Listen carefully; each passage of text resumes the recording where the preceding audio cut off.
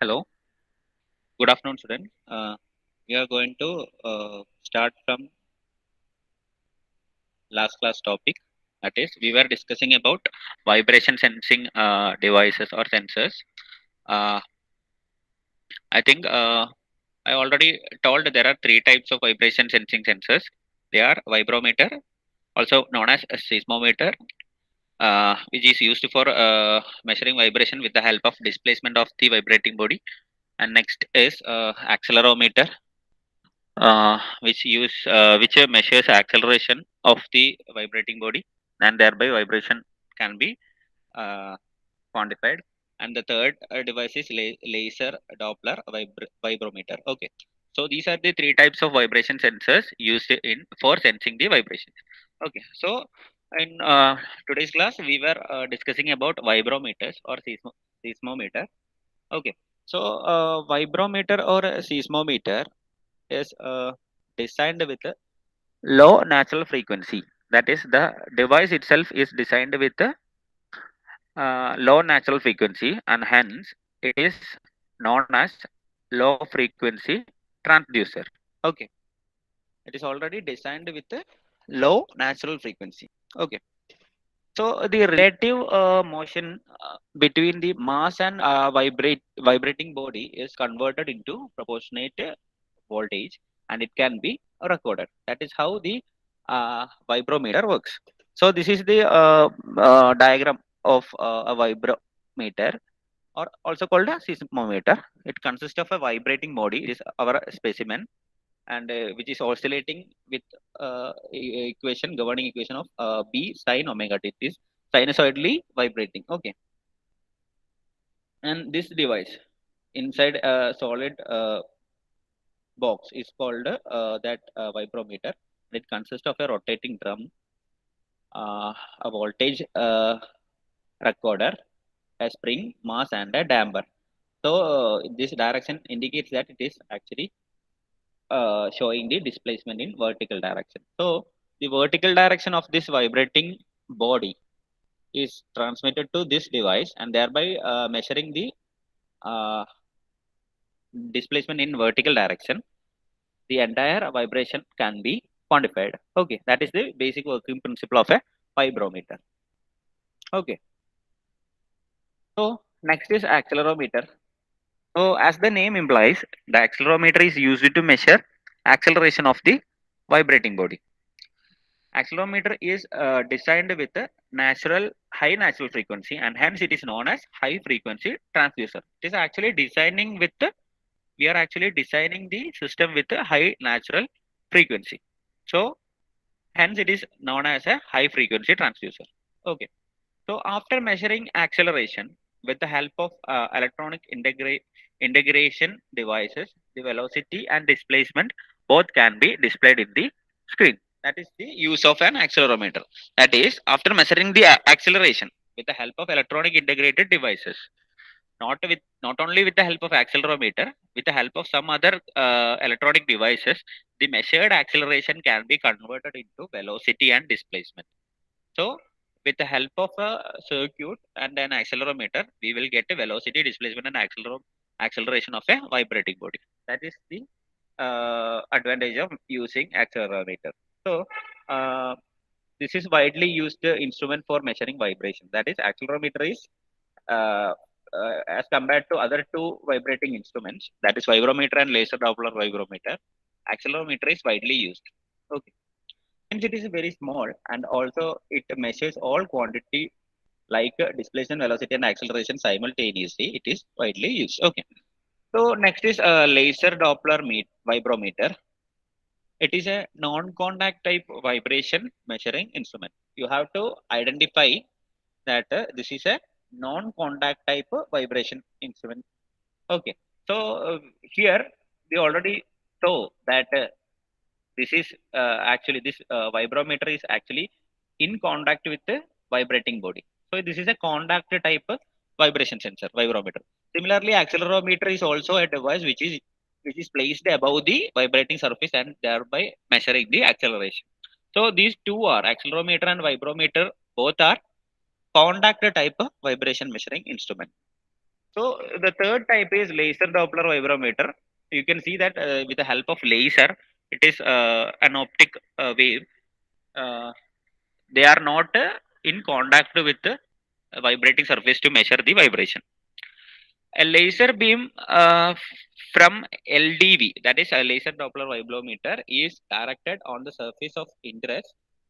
That is actually the laser beam is directed on the surface where we have to measure the vibration, and then the vibration amplitude and frequency can be extracted from the Doppler shift of the reflected laser beam.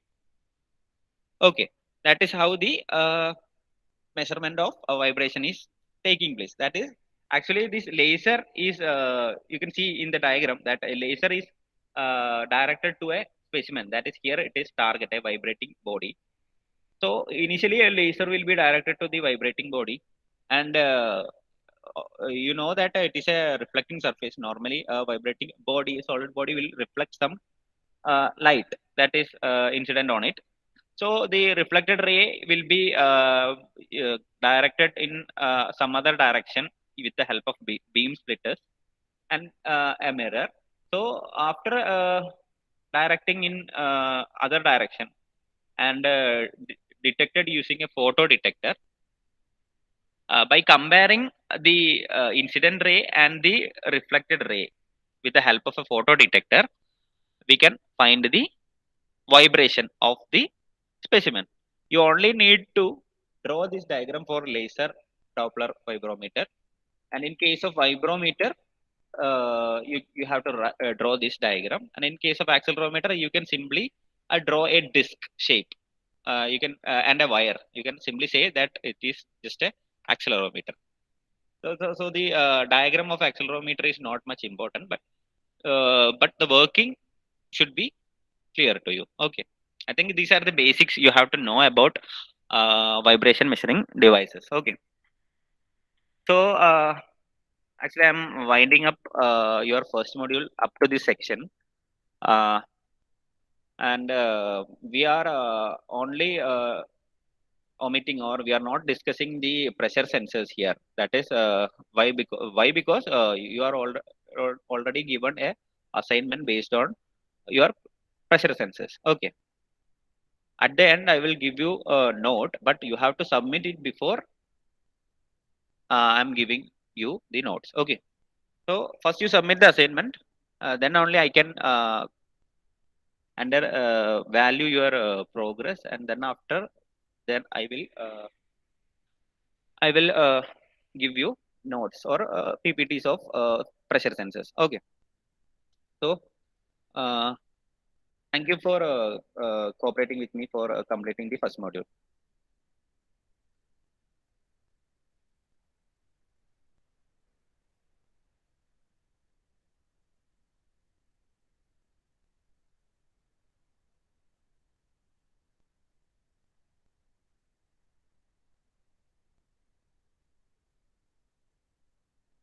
So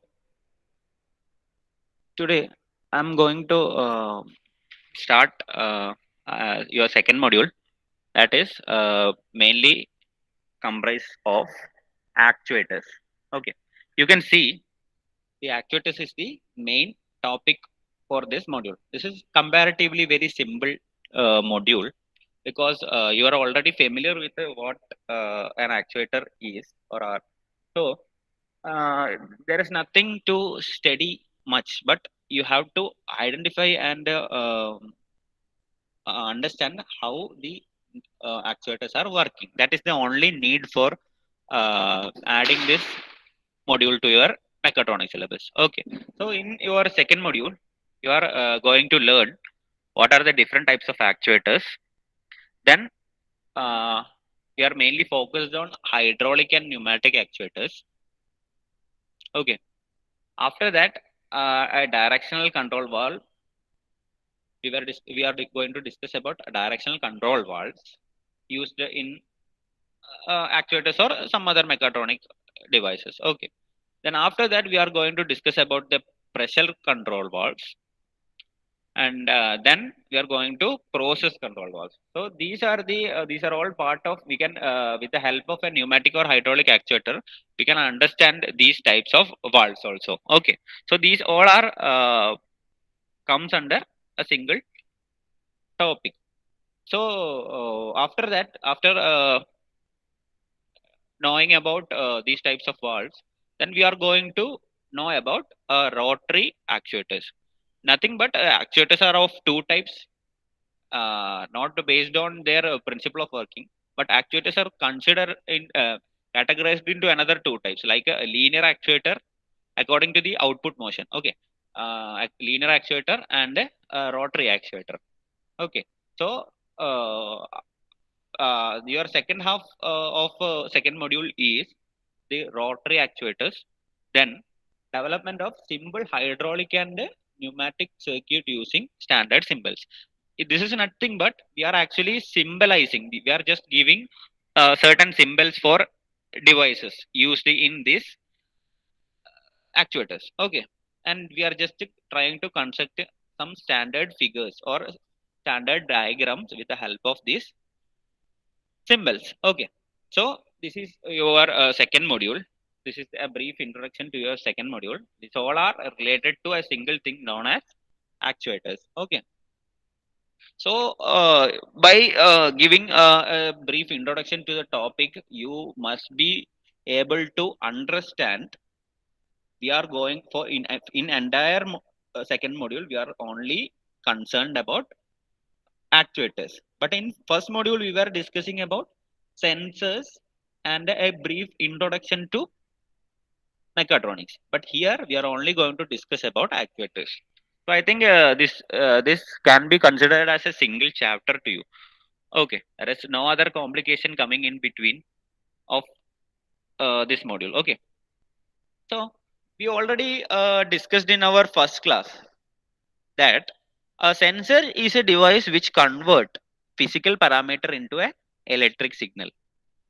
Physical parameters like temperature, pressure, voltage, etc. are converted into electric signal with the help of sensors. But actuators are direct opposite to that. I already mentioned in your class that actuators are opposite to that of sensors. Okay, that is, they are actually doing the return process. Actuator is nothing but giving movement, okay, from a certain things. Okay, you can understand it clearly. So an actuator is a component of a machine that is responsible for moving and controlling a mechanism or system. Actuator is nothing but it is a component of a machine. It is a part of machine that is responsible for, that is used for moving and controlling a mechanism or a system that is used for moving a system. You can simply identify actuators as is a device to move a system in a mechanism, or you can, I think you, it is clear to you, it is, or it is the basic purpose is to give some movement to a certain mechanism or system. Okay, this is the basic idea of actuators. So next we are going to uh, going in detail about what the pneumatic system is, and for understanding what a pneumatic actuator works. Okay, so this is the basic components of a pneumatic system, and these are the explanation for that system. Next is hydraulic actuation system, and this is the working diagram of hydraulic actuation system and the comparison between hydraulic and pneumatic system. Okay, this is your first part. So I'm getting into the details. So we can start with a pneumatic system. Pneumatic, I already we were already discussing in your previous module that we were discussed about a pneumatic sensor, right? Pneumatic sensor which was used for sensing a presence, or I think it you already familiar with that. That is a certain pressurized air is uh, conducted through a certain shape, and it is measured with the help of a target. Okay, So it is used as a proximity sensor. Okay. So we already know that a pneumatic means it is a air related system. Okay, pneumatic means air related. Okay, air. Okay, air related system. So pneumatic technology deals with the study of behavior and application of compressed air. This is actually not a common type of air. It is a compressed air. Compressed air means pressure of air is comparatively higher than atmospheric pressure. Okay, certain pressurized air is using for pneumatic systems. Okay, so in our daily life in general and in manufacturing automation in particular, so these are the areas where pneumatic technologies are using. Okay, so next, a pneumatic system. It is a system which use air as the medium, which is abundantly available and can be exhausted into the atmosphere after completion of assigned task.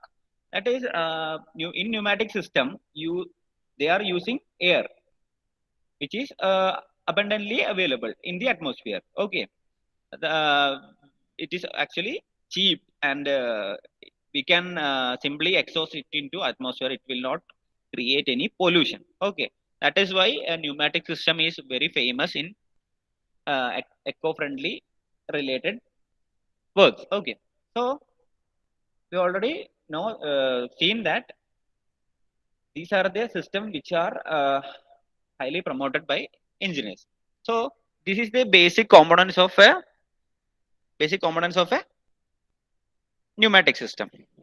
You can see that it consists of uh, intake filter.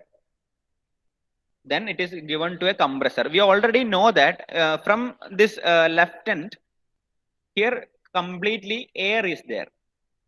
Okay, so this air is common air is taken into the filter and it is fed into a compressor.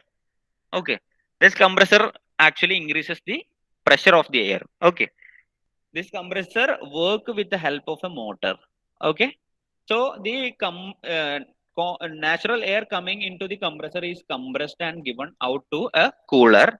With the help of this cooler, the increased temperature during the compression process is decreased in this stage. Actually, cooler cools the temperature of the air which is coming out from the compressor without changing much pressure. Okay, the pressure is almost maintained as constant. Okay, then the separator, actually the this type of air which is compressed cannot contain much humidity. Okay, so in this type of air there will be much humid humid content. That is, some amount of water vapor will be, that is the air carrying capacity of the means water carrying capacity of this air will be reduced after compressing. So after cooling also again the air carrying capacity will be decreased. So the air coming at this point, that is at the separator, will be more humid. That is, water vapor content will be very high. It is almost at a saturated state. So with the help of a separator, the air is separated from a water vapor. Then that air is received into a receiver. And with the help of a pressure switch is nothing but a sensor. With the help of a pressure sensor, which is connected with a receiver, is measuring the pressure. Okay, is measuring the or sensing the pressure inside a receiver. So if this pressure switch get a certain reading of the pressure of air in the receiver, it will give a message to a motor controller and thereby controlling the uh, input to the compressor. The amount of compression will be changed. If the pressure is high, it will give a certain message to a control motor and a motor will decrease the speed of compressor. If the pressure is very low, it will give another message and the motor will work at a certain higher speed and compressor will also will work at a certain higher speed, and thereby the pressure inside the receiver will be higher. Okay, so this will be the basic idea of pneumatic. Pneumatic means compressed air, pneumatic system. Okay, so I think you are getting a clear idea what I'm talking about. So after that they received high pressure air which is contained in the pressure switch is fed into a secondary air treatment section, and from there it is given into a control valve which whose function is just to control the direction of flow.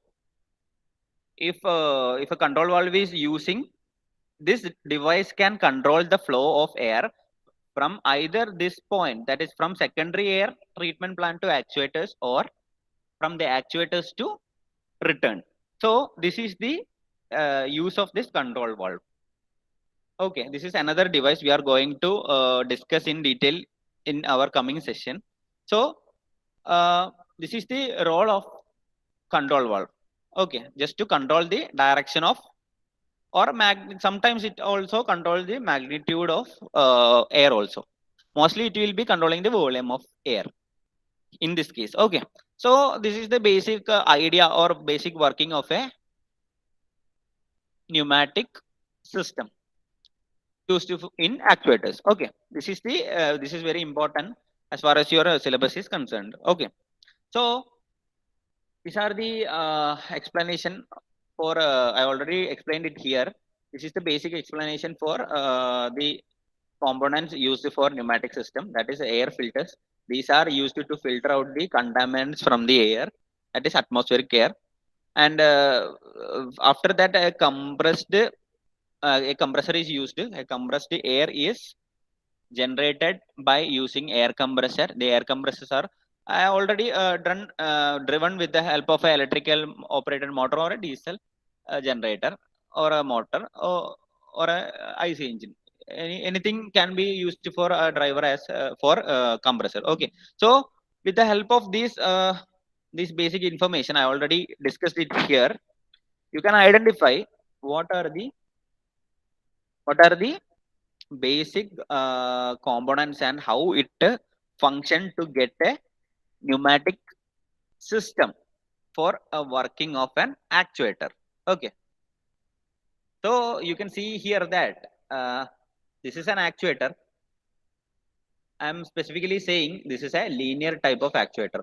Actually, when imagine this high pressure air is coming into this control valve, and if it is moving in from this direction or from backward direction and enter here, you can see that this plunger or a piston will move to left side, so that the displacement at the other end of the plunger is in linear direction. Okay, so with the help of this uh, pneumatic system, the linear movement is actually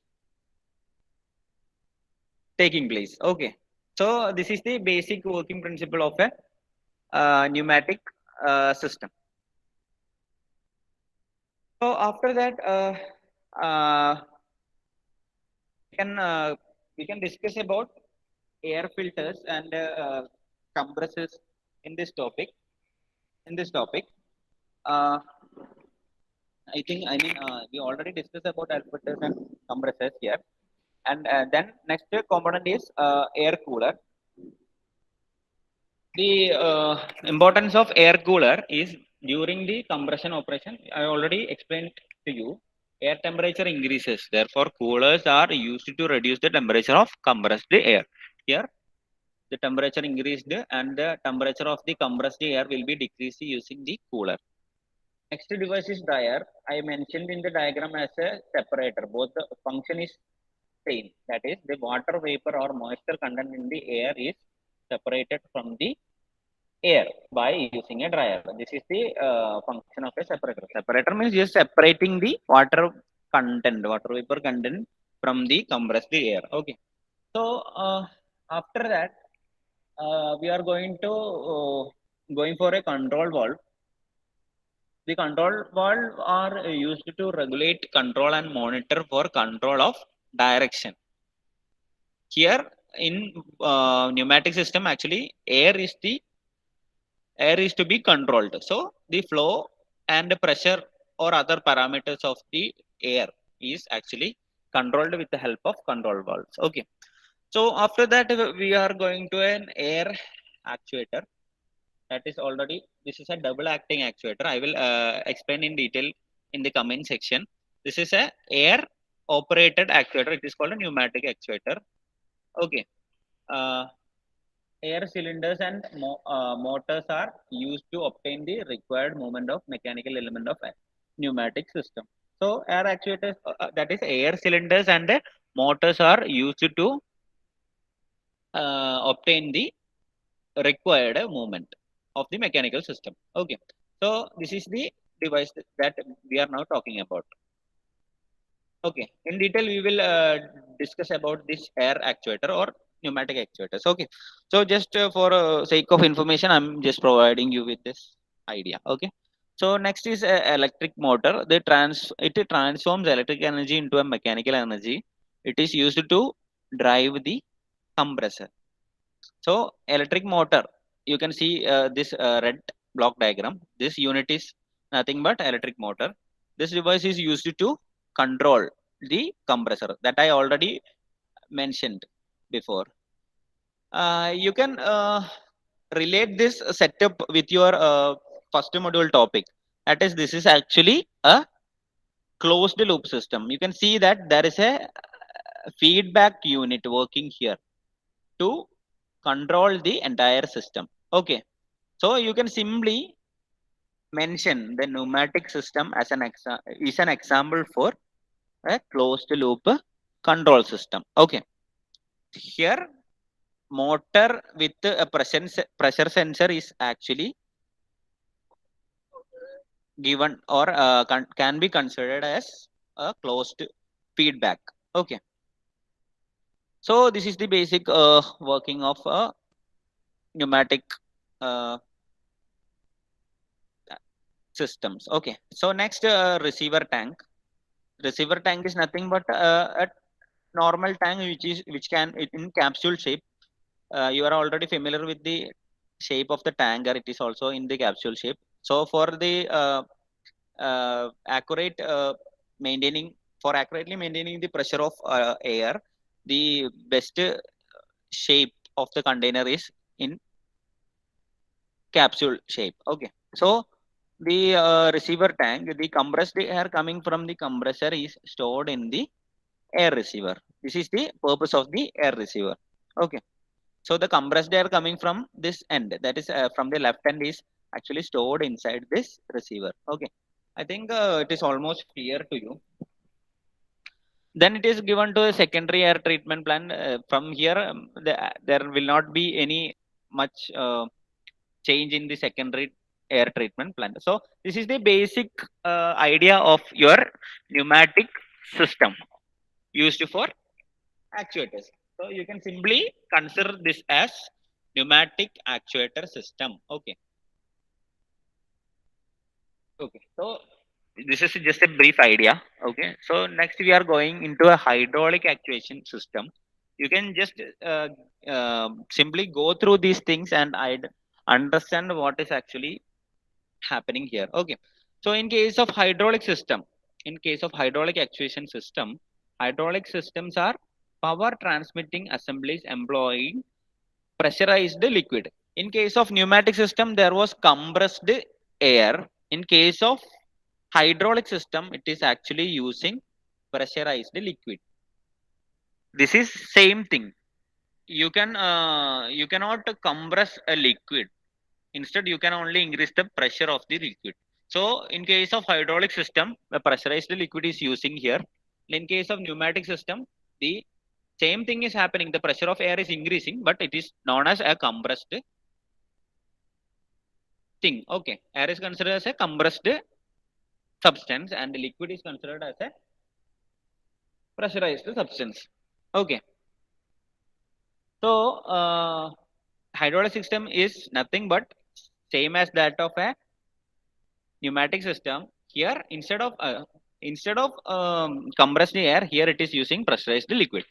That is the only difference between the uh, compressed air and a hydraulic system. Okay. So as a fluid for that is a pressurized liquid is treated as a fluid for transmitting energy from one from an energy generating source to an energy using point to accomplish useful work. This is the role of pressurized liquid. Here the working substance is considered as a pressurized liquid. In the previous case, it was considered as a compressed air. Okay, this is the only difference. That is, hydraulic systems are power transmitting assemblies employing pressurized liquid as a fluid for transmitting energy from energy generating source. That is from one point to another point. That is energy generating point to energy using point for getting output. That is useful work. Okay, this is the basic idea of or basic purpose of a hydraulic system. Same thing, instead of using air system, this is here it is using pressurized system. So you can see this is the block diagram or just this is the diagram, working diagram of hydraulic system. You can start from any point. Okay, you can start from any point. Uh, Actually, I am starting from here. That is here fluid is that is oil is taken as the fluid. Okay, that is oil is taken as this pressurized liquid or a working substance. So the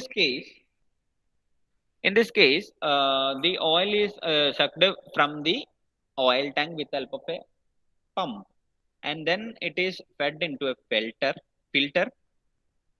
Most of the contaminants in the oil will be removed with the help of this filter.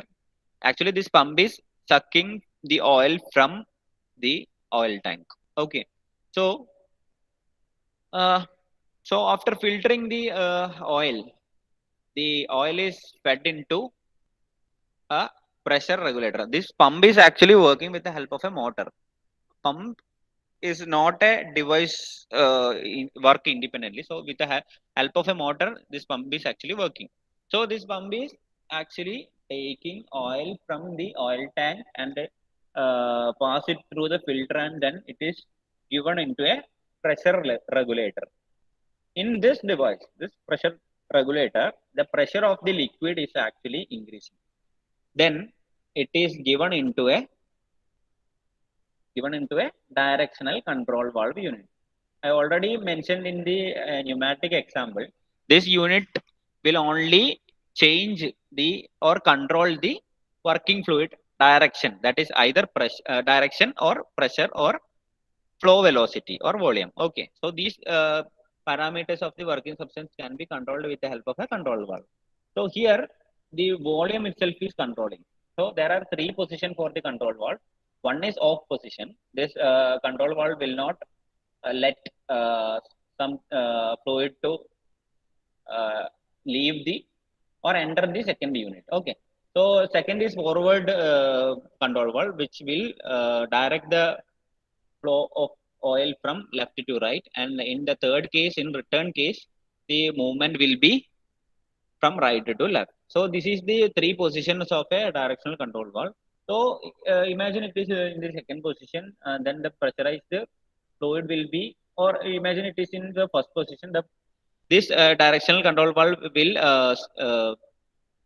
uh, keep some volume of working fluid at a certain position, and then if the position is changed into a forward movement, then it will be passed into a actuator. So this pressurized fluid will be directed into this actuator position, that is from the backward position of the actuator.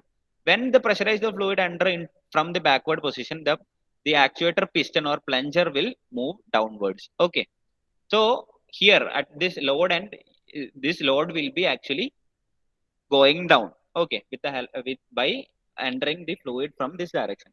So at the same time, there will be some other same fluid in the other direction or other part of the actuator. This fluid will be forced to or pressurized to get into or leave from the actuator, and then it is fed into directional control valve. If it is in the return position, it will be in the opposite direction. But if it is in forward position, this direction also it will pass from right to left. So in the second position, that is forward position, this end will be can be freely passed from right to left. Okay, so this end will be passing from right to left and then reaching into the oil tank. So if the position was at the control of the control valve will be at third stage, then this direction of flow will not be happening. Just the reverse direction will be the working. Okay, then with the help of the return control valve in return position, the load can be raised to a certain height, and in the forward position the load will be lowered in a certain position. Okay, so this is nothing but a linear type of actuator. Linear movement is achieved here, okay, or attained here. In case of pneumatic actuators also, we were getting linear movement, but both the actuators, with the help of a pneumatic actuator, we can achieve rotation movement also. So that is what I mean is a rotary actuator can be driven with the help of pneumatic and as well as hydraulic system also. This is just an example for linear system, that is a linear actuator working with the help of pneumatic and hydraulic systems. So I'm winding up this session, and we can continue our class in next session. Okay.